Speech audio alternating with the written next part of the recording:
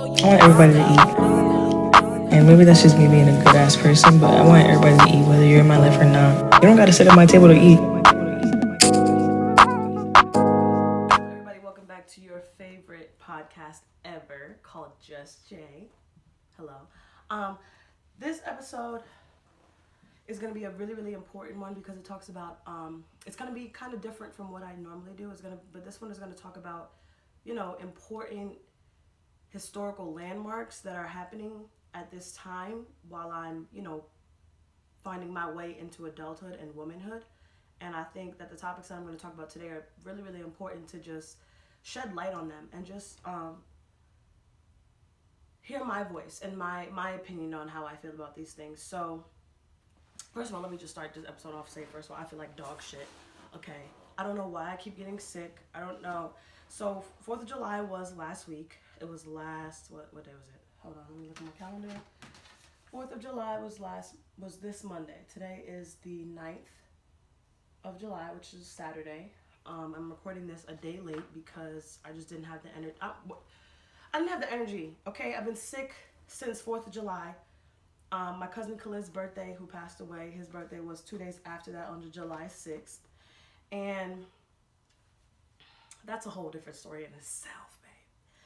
I think that whole day on the 6th, because I think I told you guys this before, me and my friends pride ourselves on keeping his tradition alive, keeping his birthday alive, keeping his death date alive. So we party, we celebrate, we do spend time together, all of that. And this year, I think definitely it just took a lot out of me because there's been a lot of drama going on. Not even drama, it's just there's a lot going on in that friend group. So I just think that his birthday took a lot out of me, and I feel like my energy was off the whole day. And I personally feel that if you're trying to pretend like you're okay when you're really, really not for an entire day, that can ultimately affect your health. I strongly 110% believe that because energy and how you feel and the environments that you put yourself in contribute to how you feel naturally. So I just think I was doing too much this week.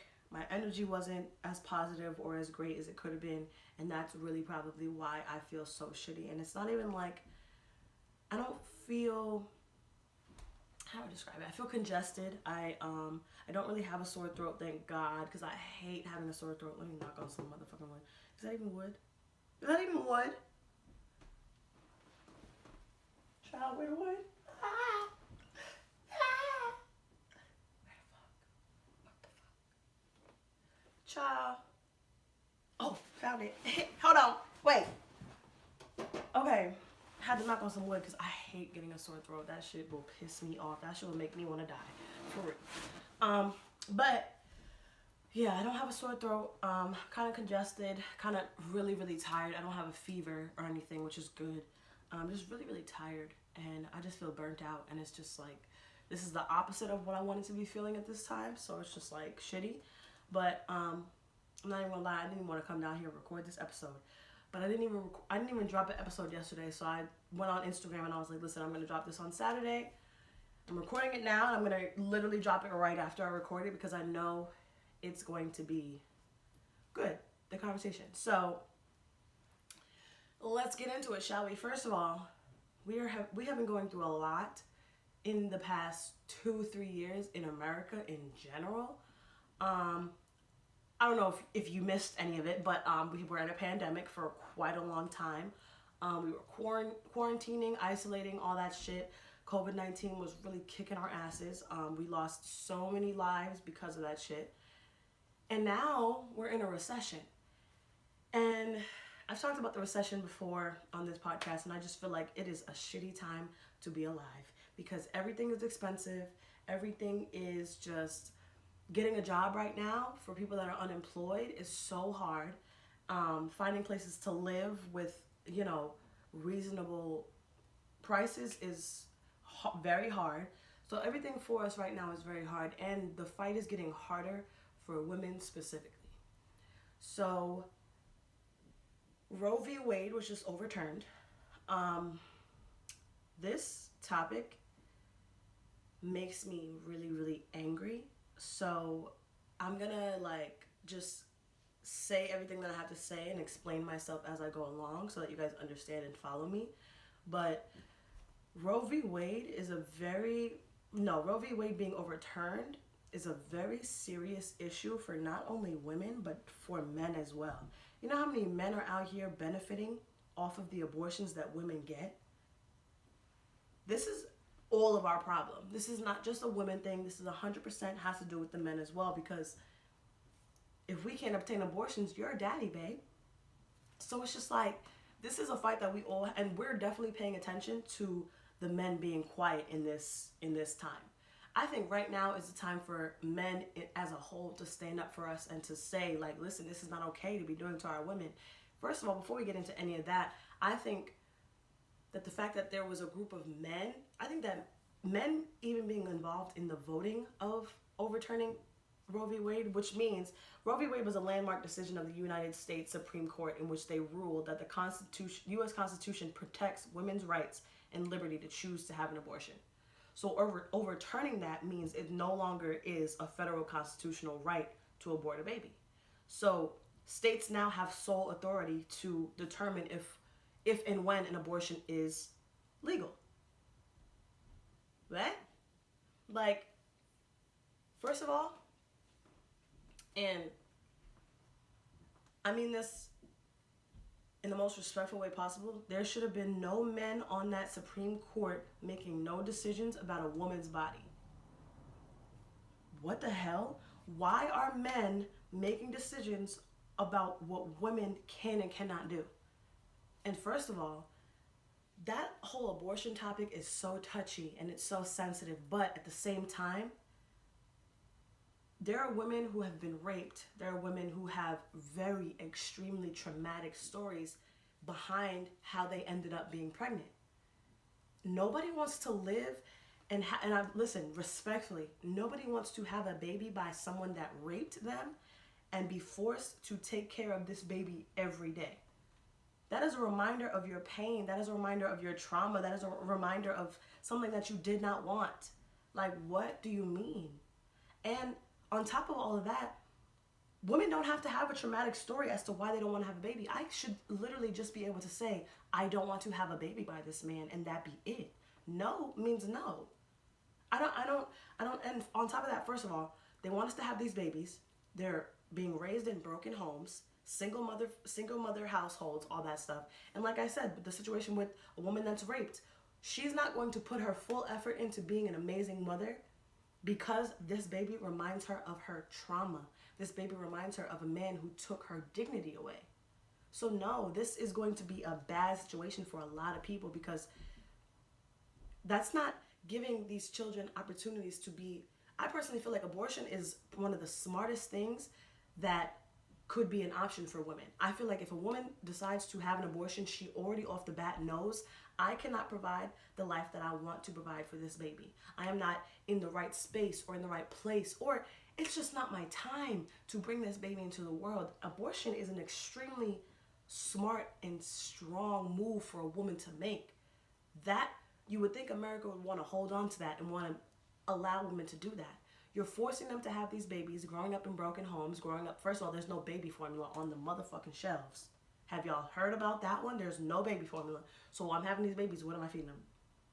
And I'm doing this by myself. Like, come on, that's so selfish to do to people. That's so selfish to, first of all, I feel like things like Roe v. Wade, why are we even digging that far into American history? That has been set in stone for decades.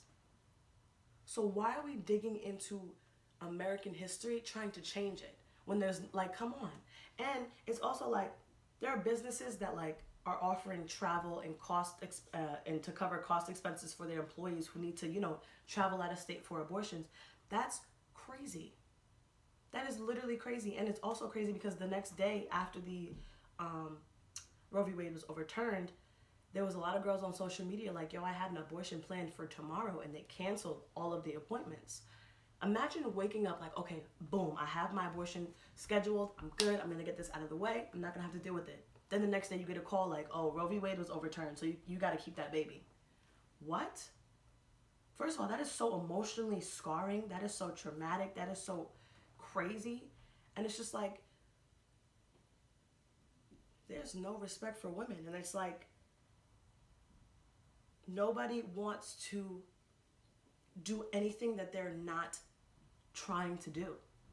So I'm telling you, when these women have these kids that remind them of traumatic times in their lives or that they cannot provide for, they cannot be the best mothers that they could possibly be. That is essentially ruining everything that America is trying to pursue. America, they pretty much want us to have these, oh, have your baby, oh, you're going to be a good mother, oh, you know, we need more kids in the world. No, not if they're going to be poor, not if they're going to be hungry, not if they're going to be homeless, not if they're going to be in terrible family situations or seeing terrible environments. That's not cool to me. And also, Roe v. Wade doesn't just affect abortions, that affects IVF too. IVF is, I think it's called I should have looked up the word. But it's just when you are trying to get pregnant and you can't, and they, you know, inseminate you with a fetus or eggs, sorry. I just think it's going to make everything impossible. It's going to make everything harder because IVF, technically, when they insert the eggs into you, all of the eggs that they have left over, they discard them. Pretty much what the US is trying to say is like discarding of fetuses and eggs and unborn babies, they're not fucking with that. So discarding those eggs is also going to be illegal. So how are these people going to get IVF when you can't, you know what I'm saying? Like, it's just going to make so much more difficult. And it's just like, that's essentially making us still unequal. Because even if you think about it, we've always fought the fight of women trying to get equal pay compared to men. We will never be equal to them because of this.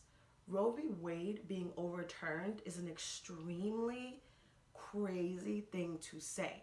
That is an extremely crazy thing to have to understand in American history in 2022. That's absurd. Like, what? Our children are going to be reading about these times in our history books. Like, I can't, and it's so crazy because it's like, I dream of having a baby. I dream to have, you know, all these children that I love and that I care for and that I can provide for. But who wants to bring them into a world like this where they make women feel uncomfortable? We have to do these strange, odd things to keep our lives. Nobody's equal. If you're black, you're screwed. Like, come on. Nobody wants to raise children in this country. And it's even crazier because this is a country that people look at from the outside looking in, like, oh, that's the land of the free. I'm going to go there and I'm going to have a better life. No. America is not doing that great right now.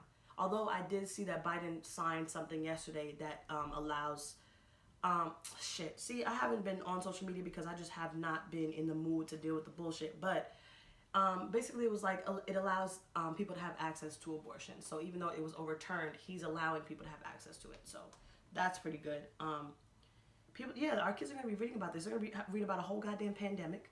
They're going to be like, what the fuck was COVID-19? And I'm going to be like, sit down. Because that was a time in my life that I'll never forget. Roe v. Wade being overturned, this recession. We are in the worst recession. The last recession that we had that was like this was in 2008. It is 2022. It was bound to happen. But it's just like, damn. And first of all, gas prices out here in Long Island, gas prices, I think the highest I've seen is like $4.99 for real. Actually, no, I'm lying. I've seen a couple in the $5 range. But our gas now was higher than it was in 2008. So we are really, going crazy out here. And I saw this thing on social media where it was like, someone was talking about, it was on Twitter. Someone was talking about, Roe v. Wade being overturned. And I don't know if you guys are familiar with Senator John Cornyn. But as soon as I said this man's name to my father, my dad was like, oh nah, he's racist. This man quote tweeted, I don't know if you guys are familiar with Twitter, but you can quote tweet somebody else's tweet and write your own little caption above it.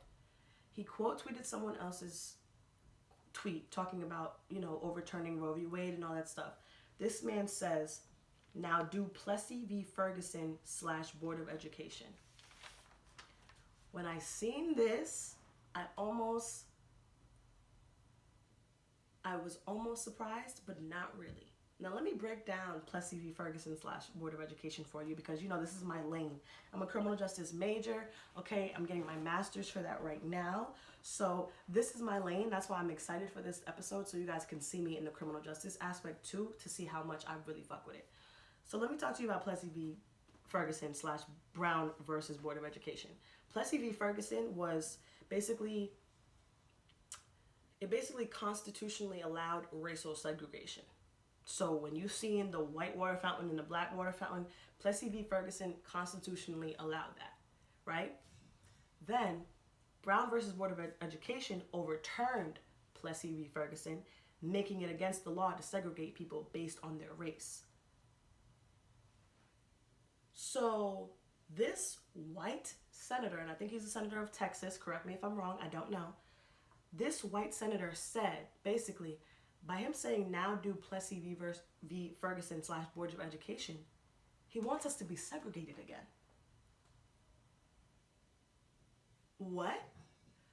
What I've come to conclude is that the blatant racism, they don't care anymore. They don't care. They do not care. I personally believe, and I feel like I've said this before, once Donald Trump allowed those white people to storm the White House, okay, that's when white people was like, oh yeah, we outside.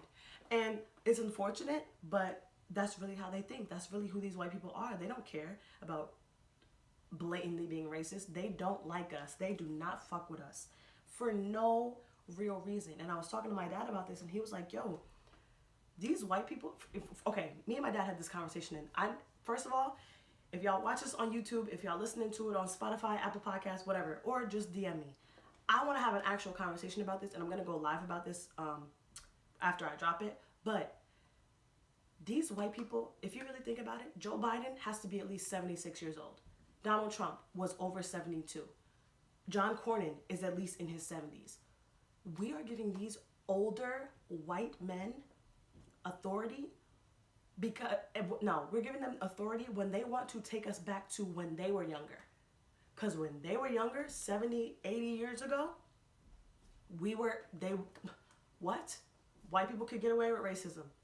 They want us to be segregated. They are trying to take us back to the older days. They are trying to undo all of the work that we've done thus far.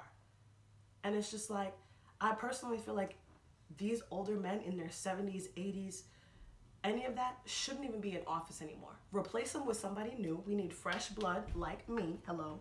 We need fresh blood who has seen it all to come in and really set shit straight, because these older white men, they're going to get away with everything that they're trying to do because they have the authority to do so. They have the power to do so. Anybody black in politics, in the government official area, they're giving you hell. That's why they gave Obama hell. They literally did not allow Obama to do so many things because he was black, and played it off and gave him so many excuses as to why he couldn't do certain things when we all knew what it was. It was strictly because he was black. And I don't want to say her name wrong because I just love her so much. I'm going to try though. Ketanji Brown, who was just appointed as the first female black Supreme Court justice, who is one of my idols because I personally feel like she's going to pave the way for people like me to be able to get their foot in the door. I love her, and I'm so, how can I say, I'm so enthused by her determination and her efforts to get there, right? But I already know they're going to put that black woman through so much to allow her voice to really be heard, because she's going to stand up for what she believes in. And there's a justice on the Supreme Court right now named Clarence Thompson, who is the most racist black man that I've ever seen. And I personally feel like, I think the Supreme Court, we already know I want to be a judge, and I've always said I wanted to be a Supreme Court justice. I look at people in his caliber and in his career and in his field, they're on the throne to me. They have the life. They have everything that I want to be able to have. They have the platform to vote on important things. They have the platform to say how they feel, all of that. This black man is on the throne doing terrible work. Terrible. I saw a post that he said the COVID-19 vaccine contains aborted fetuses. What are you talking about? And why are you just saying anything? Like, if you have that power and you are so, if you are Supreme Court Justice, you are a powerful person. Like, and you're just gonna say anything? And also, he was like, after he, they decided on the Roe v. Wade and all that stuff, he literally said, he wrote that the Supreme Court should reconsider rulings that protect contraception, same-sex relationships, and same-sex marriage. Think about how hard it was for us to get I don't want to say approval, but think about how hard it was for us to get politicians and everybody to understand the importance of the LGBTQ community. Do you know how hard that was for them to be heard and them to be allowed to marry each other and be in these relationships together? Do you know how hard it was for them to fight for that? And this black man is saying we need to reconsider all of that. You know how many same-sex couples and same-sex marriages are probably looking at each other like, yo, what the fuck are we gonna do? It's only up from here. Now that Roe v. Wade was overturned, I can imagine what's about to come for us, for real, because they're not, and it's so crazy because Clarence Thompson served since 1991, and he took the place of Thurgood Marshall, who is one of the most well-known criminal justice advocates in the world. How are you going to replace Thurgood Marshall and do work like this? It's absurd to me. It's crazy to me. And the fact that he wants to protect contraception, they're about to rain down on birth control, condoms, all of that. And it's just like they are doing everything in their power to take away a woman's control over her body, over her life, all of that. Because if I can't have fucking birth control, I'm likely to get pregnant because, hello. If I can't have condoms, I'm likely to get pregnant, hello. And if I can't have abortions, I'm likely to have to keep this baby. They want us to be in shitty situations. They don't want us to be free. They don't want us to be in control of anything. And that is terrible because all of these men that voted on this rule and voted on all of this came from women. So how can you say, like, you know what? I don't even know. And it's like also, because I really did some research on this once Roe v. Wade was overturned, I was researching every day.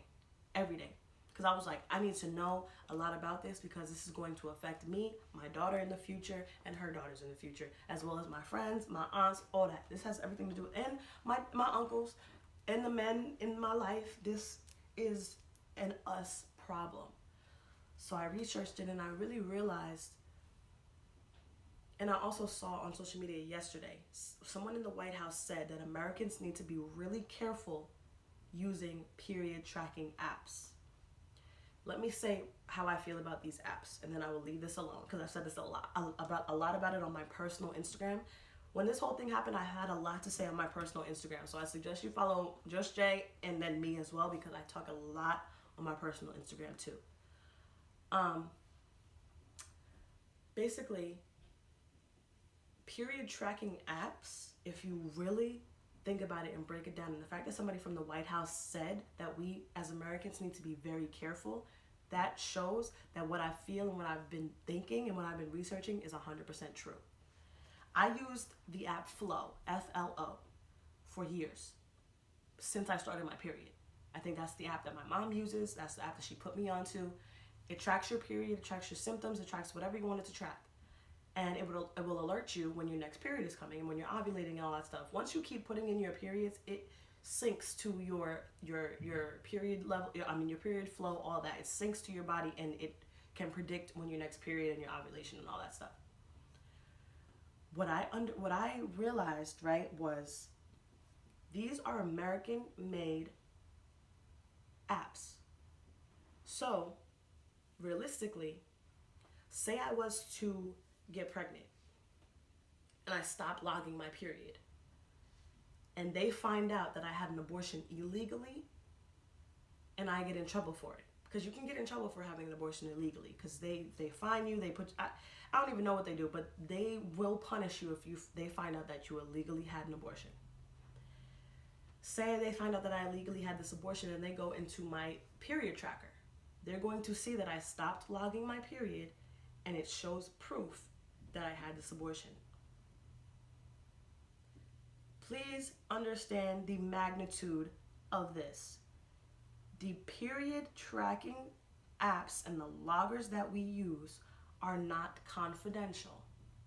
They should be, because they're, hello, they're about our cooch, but they are not confidential if they are American made. These people can have access to any of our records at any point in time. Now, there is an app called Clue, CLUE, and I think it's a European-based period tracker app. Now, I highly recommend everybody switch over. I haven't switched over yet because I'm just like, yo, this is so crazy that I even have to fucking do this.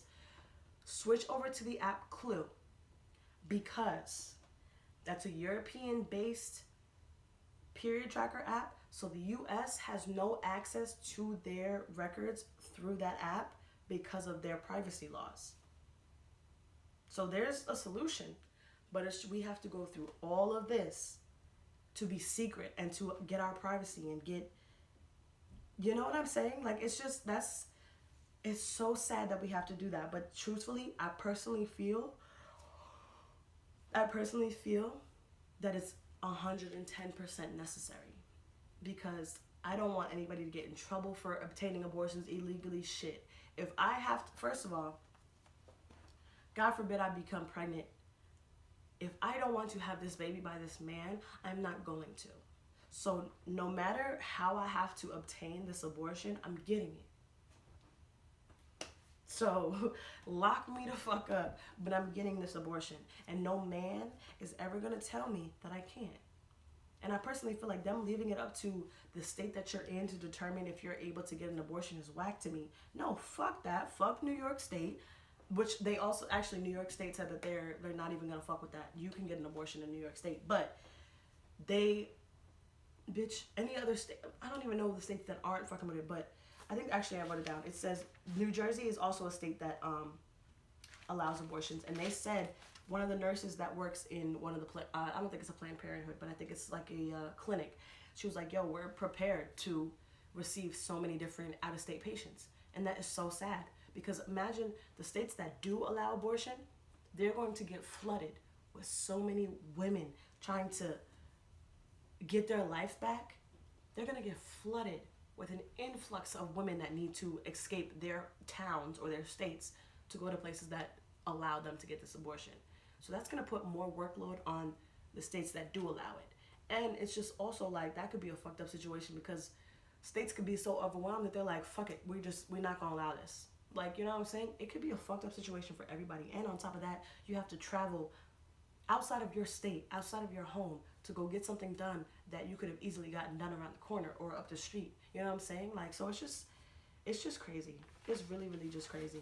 And I think that it's so heartbreaking, because it's not fair that this is, the reality. Because some of these young girls don't have the ability to, fly to New Jersey or fly to New York or fly to Florida, or they don't have the ability to do that. Florida also said, like, you know what, we stand behind women, like, abortions are legal in our state, that's it. So I fuck with states that are like that are like, no, we're not doing this. I don't give a fuck about no overturning. That shit is legal here, because at the end of the day, how can you deprive a woman of her natural born right? That is a natural born right. Come on now. We have the right to say no. We have the right to say yes. Come on. This is really the realest. This is the, what do I want to say? This is the first time in my life that I actually understood the magnitude of the people in power and their abuse of their power. And their abuse, and not even their abuse, but their just lack of being receptive to every possible outcome. Their lack of understanding for other people.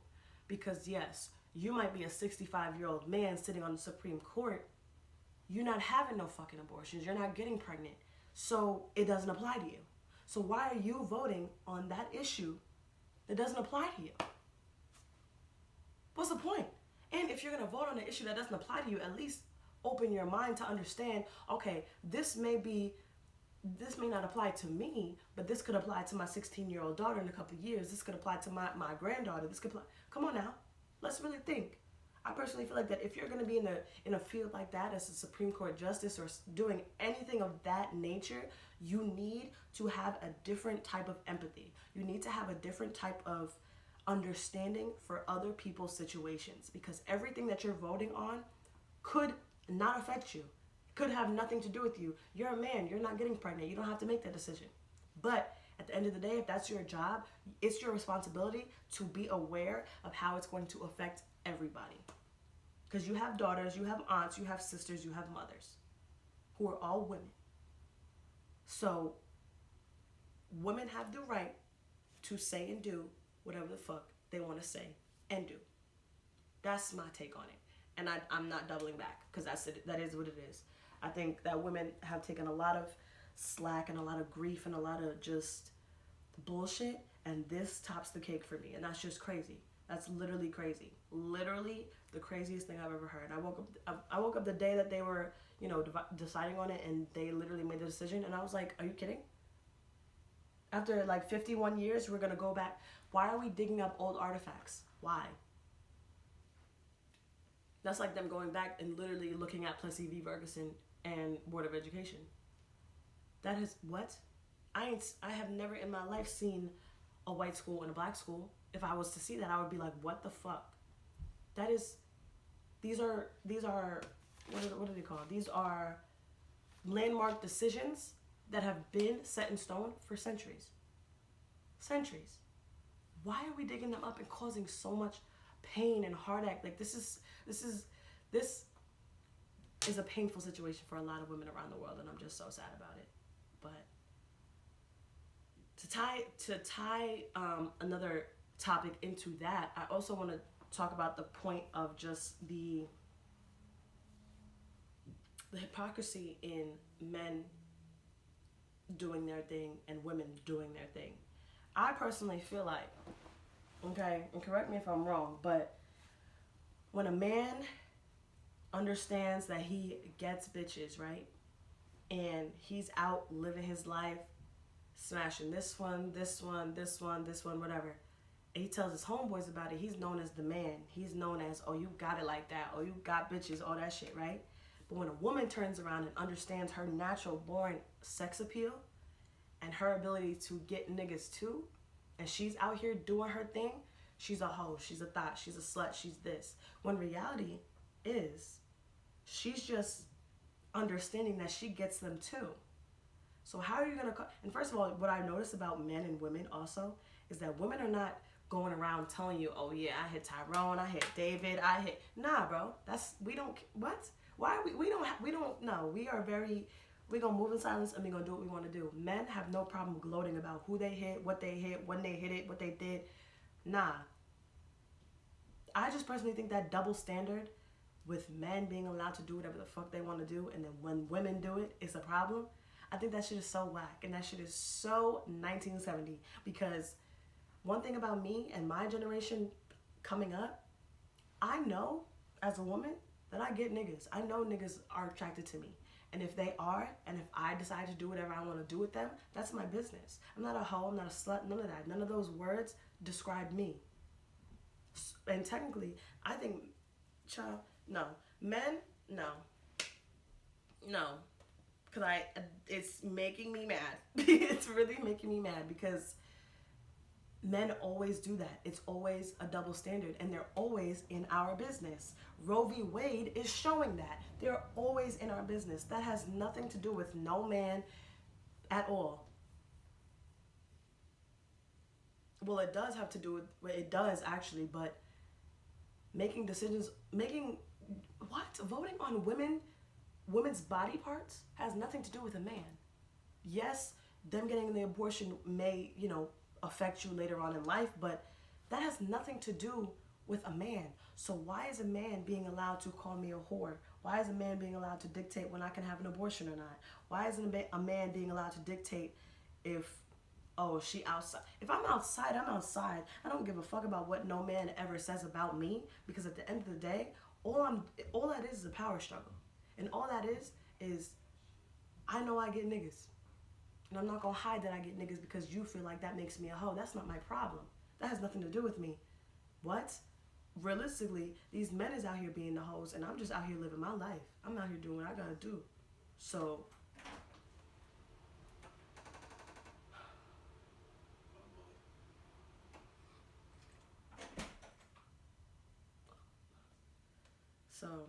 I just, I don't know. But that's how I feel about that. I think, oh, it's 4:27 p.m. That's crazy. That's my birthday. Hey. But no, I think the whole point of me talking about like the double standards thing just all ties into Roe v. Wade. Just men just feeling like they have the ability to have an opinion about women when they really have no right to. You have no right to tell me that me being outside and getting the attention from all these niggas, the same attention that you get from the same women that you fuck with, makes me a hoe. You have no right to tell me that. Cause what? I personally feel like I am so, at this point in my life, right, I think when you grow up, the opinion of men's opinion of you means something. So when a nigga calls you a hoe or when a nigga calls you a slut, it's like, damn, like, why is he calling me that? Like, I'm not a slut. Like, you know, that has the ability to make a young girl feel like, damn, like, I'm not a slut, so why is he doing that? You feel me? But as I get older, it's like, I can give a fuck what any man has to say about me. I don't care. Because if a man, first of all, if a man has the balls to come out of his face and say anything negative about you, it's probably because you're not giving him any attention, okay? Or he can't get you. So it's just like, no. Men can do anything that they want to do, but let a woman do it, and it's a problem. What? Yeah, no. I think that's whack. I think that's so stupid because realistically, me and a man could be doing the same thing out here realizing that we are sexy, attractive people and we are just feeding off of the attraction that we're getting from these other people. That doesn't make either one of us a hoe. That doesn't make either one of us a slut because first of all, this man that's saying, you know, going back to his homeboys and saying, oh, I did this, I did that, that's cool. Me and my homegirls, yeah, we're going to talk about it, but at the end of the day, I'm not a slut just because you don't like that I'm out here doing what you're doing. That has nothing to do with me. I'm actually basking in being a badass bitch, similar to how you bask in being a fly ass nigga or a fine ass nigga. Same thing. Same rules apply. I can do what I want, you can do what you want. So all that, oh, she's a hoe because she was fucking with this nigga or she was doing all this. Baby, no, that's you. Like, you are projecting your wholeness onto me, and it's never gonna work because I'm not that. This ain't that. So, but yeah, that's just how I feel about that topic. I feel like they go hand in hand because I just feel like it's always like that. It's been like that forever. A man can do anything that he wants to do, drag a woman through the mud. Not even drag a woman through the mud, but he can do everything that he wants with whoever he wants, how many people he wants, it doesn't matter. But if a woman does it and understands her femininity and is, you know, being a bad bitch and understanding that she gets niggas, it's a problem. Oh, she's a hoe, she's this, she's that. When in reality, no. She's a badass bitch realizing that she gets niggas. Like, what? But don't worry, y'all, because honestly, all of this stuff has forced me to want to get into my school and my career bag 10 times more. Like, the reason I really wanted to be a judge was because of Janice E. Brinkley. I don't know if you guys have heard of her or anything like that, but if you haven't watched the Meek Mill documentary, okay, I know I've said this for 4 seasons in a row. I know. But if you have not watched it, you need to fucking watch it. Fine, please, watch it. Just watch it. You could just watch the clip of her. You don't even have to watch the whole thing. But that was Meek Mill's judge in a majority of his cases. She was a judge. She's been a judge since 1993. I think she still is a judge right now. But the Meek Mill documentary kind of brought a lot of attention to her career, and I feel like there's a lot of things that she's done in the dark that have started to come to light. So I don't know if she will be a judge for much longer, or I don't even know how old she is. I don't know. But she's been a judge since 1993. She actually received her law degree from the same college that my brother Messiah goes to, which is Tempe in Arizona. But she had a history of giving people prison sentences for parole violations. And it's just like, I remember in the Meek Mill documentary, I think the video of him popping the wheelies on the dirt bikes. He was on parole at the time, parole, probation, I don't remember. And she had seen, I don't know if she had seen the video or someone had brought it to her attention or whatever, and she put him in prison for that. And it was just like, moral of the story is she was very corrupt and she was very unfair and she was a black woman. That's what made me more angry about the whole situation, because she was a black woman who understands our struggle and who understands that life is not easy for us. So you gotta really, you know, not be on, I don't want to say be on black people's sides when you're in positions like that, because that's not necessarily true. If a black person does something that, you know, you need to inflict punishment for, do that. But at the same time, don't, these people in positions to be judges, you are a black woman. You have so much power. You have so much authority that was given to you. Do not take that out on these other black men. That is so disrespectful. That is so crazy. That is so unfair. That is so morally wrong. He spent a lot of time in prison and a lot of time in jail for doing things that, for parole violations. And it was like, who does that? Why?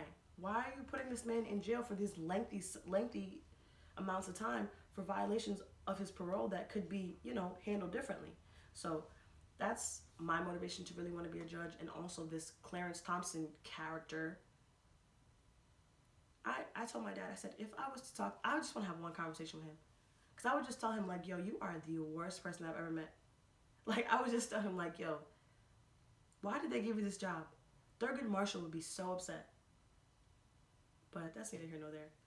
But, yeah, I enjoyed this conversation because I've actually been waiting to record this, and I'm tight that I don't feel so well because I could have gotten more into it. But definitely, like, it's an important conversation. And me being a criminal justice major, it's very, very important for me.